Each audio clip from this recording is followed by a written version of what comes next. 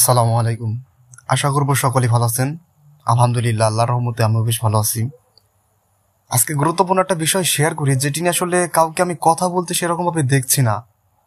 আসলে মূলত একটা জিনিস নিয়ে কথা বলতে চেয়েছিলাম, তো ভাবলাম যে আরো দুইটা জিনিস আর কি এসে বলল মাথায়। হয়তোবা টাইটেল এবং থাম্বনেলে দেখে হয়তোবা বুঝে গেছেন। তো ভিডিওর শুরুতে আমি বলবো, যারা কট্টর একদম পাগলা ভক্ত শাকিব খানের হোক, জিতের কিংবা দেবের, তারা ভিডিওটি স্কিপ করতে পারেন কিংবা ভিডিও থেকে চলে যান। আমি আপনাদেরকে বলতেছি, কারণ সত্য কথা বলার কিংবা শোনার যাদের সৎ সাহস নাই, তাদের জন্য আমাদের এই ভিডিও না। চলে যেতে পারেন। আগে বলে রাখি কিছু কথা, না বললে আবার হয় না। অনেকে বলতে পারুন যে টুপি পাঞ্জাবি পরে এখানে ভণ্ডামি শুরু করছেন, মানে সিনেমা নিয়ে কথা বলতেছেন। দেখুন, একটা কথা বলি, সবাই যদি একটা আমি সিনেমা দেখলাম আর কি কয়েকটা রিভিউ, সবাই শুধু প্রশংসাই করতেছে। মানে কেউ এইটার নেগেটিভ দিকটা আসলে বললো না। মানে ইসলাম নিয়ে যে চুলকানিটা, সেটা নিয়ে কেউই কথা বলে নাই, আমি কাউকেই দেখি নাই। সেই জন্যই আসলে তৈরি হলাম। আসলে সবাই যদি আসলে এরকম ভাবে যদি প্রশংসা করতে থাকে একটা সিনেমার, এই সিনেমার যে নেগেটিভ দিক আছে সেটাও তো একটু বলবেন। ইসলাম নিয়ে যেটা অপপ্রচার হয়েছে সেটা নিয়ে একটু বলুন। আমি যদি এই সিনেমাটা যদি না দেখতাম, আপনাদের যেটা বড় প্রশ্ন যে সিনেমা আপনি কেন দেখেছেন এই যে টুপি পাঞ্জাবি পরে, আমি তো প্রথম কথা হচ্ছে আমি একদম যে হুজুর লেভেলের টাইপের পোলাপান তা না। আমি স্কুলে পড়াশোনা করেছি এবং এখনো কলেজে পড়াশোনা করতেছি, ইউনিভার্সিটিতে পড়াশোনা করতেছি। তো আমি যদি সিনেমা যদি না দেখতাম, তাহলে এই যে এই ভুল ত্রুটি এটা আমি কিভাবে জানতে পারতাম? আর এইটা নিয়ে যদি আমি কথা যদি না বলি, হয়তো বা দেখি যে সামনে আরো একটা সিনেমায় হয়তো এরকম ভুল ত্রুটি তারা করবে, ইচ্ছাকৃতভাবে অনেক সময় করে দেখা গেছে। তো জিদের বলুন বা দেবের, শাকিব খানের তেমন একটা আমি ভক্ত না, তবে জিৎ কিংবা দেব যাই বলুন না কেন, তাদের কিন্তু সিনেমা আমরা ছোটবেলায় দেখেছি। সঙ্গীত বাংলায় সবসময় তাদের গান শুনেছি।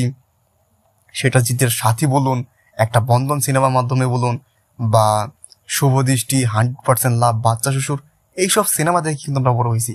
আবার দেবের ক্ষেত্রে একই রকম ভাবে, সেটা হোক আই লাভ ইউ, সেটা হোক প্রেমের কাহিনী একটা চ্যালেঞ্জ, কিংবা পরাণ যায় জুলিয়ারে, এই ধরনের সিনেমা দেখে কিন্তু আমরা বড় হয়েছি।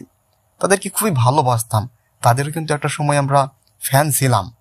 যেমন আমাদের ক্লাসে আমার মনে আছে যে আমরা দেখা গেছে কিছু ছাত্রছাত্রী জিতের ফ্যান থাকতাম, তো আরেক পাশে দেখা গেছে দেবের ফ্যান থাকতো। তো দুইটা দলের মধ্যে দেখা গেছে ঘুষাঘুষি মারামারিও লাগছে অনেক সময়, বা কুচিংও দেখা গেছে যে মারামারি করেছি, বকাবকি করেছি। এই তুই ওর ফ্যান, ও এটা করেছে, ও তো পাগলা, ও তো তুতলা, ও তো ঠিক মতো কথাই বলতে পারে না, দেবকে নিয়ে বা এই ধরনের কথা বলতাম। আর জিতকেও মাঝে মধ্যে কিন্তু ইয়া করতাম, মানে এরকম না একদম যে কট্টর একদম পাগলা ভক্ত না, সেরকম ছিলাম না। তো এইটাকে ক্লিয়ার করে দিলাম।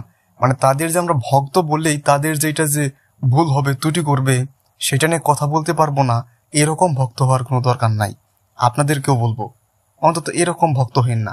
প্রথমে যেটা বলবো, জিতের অসুর সিনেমা নামে একটা সিনেমা আছে। মূলত আমি একটা জিনিস নিয়ে এখানে কথা বলতাম, শাকিব খানের রাজকুমার সিনেমা নিয়ে। তারপরে ভাবলাম এই দুইটা নিয়েও কথা বলি, যেহেতু এনে বলা হয়েছে।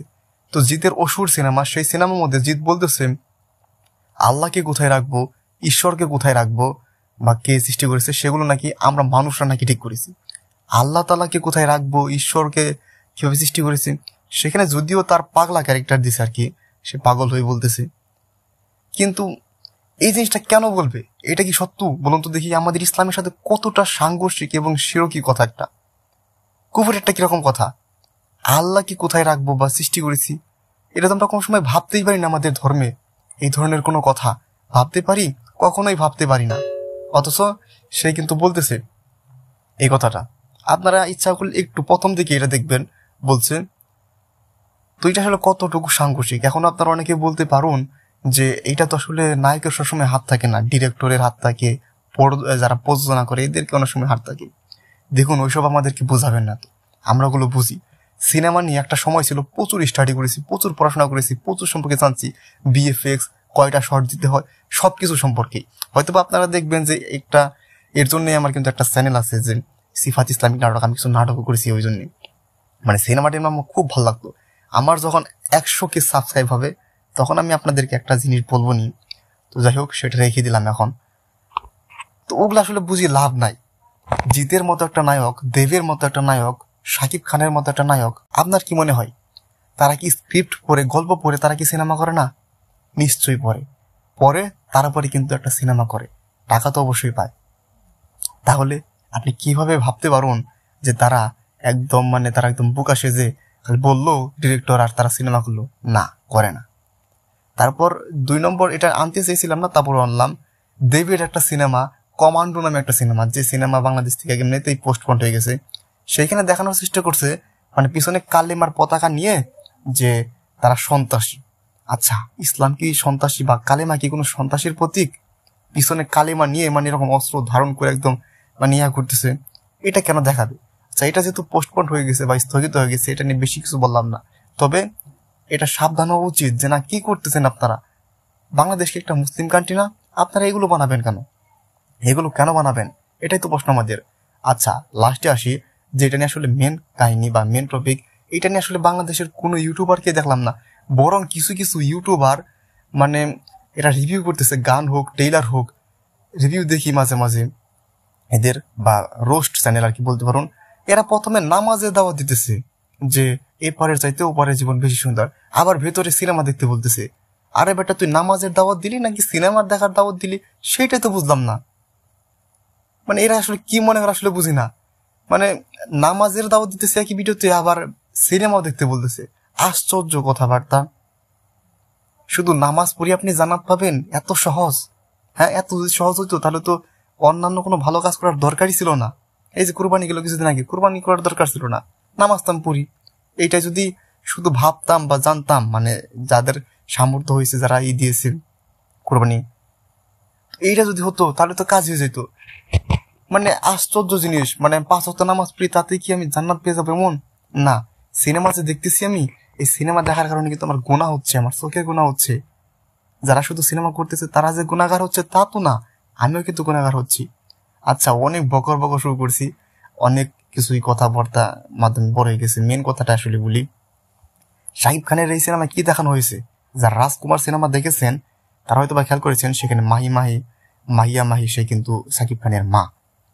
তো সেখানে কি দেখানোর চেষ্টা করলো যে আমাদের ইসলামে পর্দা তো অবশ্যই মেয়েদের একটা ফরজ ইবাদত, সেটা নিয়ে কোনো সন্দেহ নয়, নো ডাউট।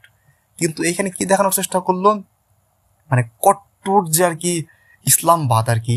আমাদের কিন্তু ইসলাম এতটা কঠিন না, ইসলাম কিন্তু আসলে সহজই।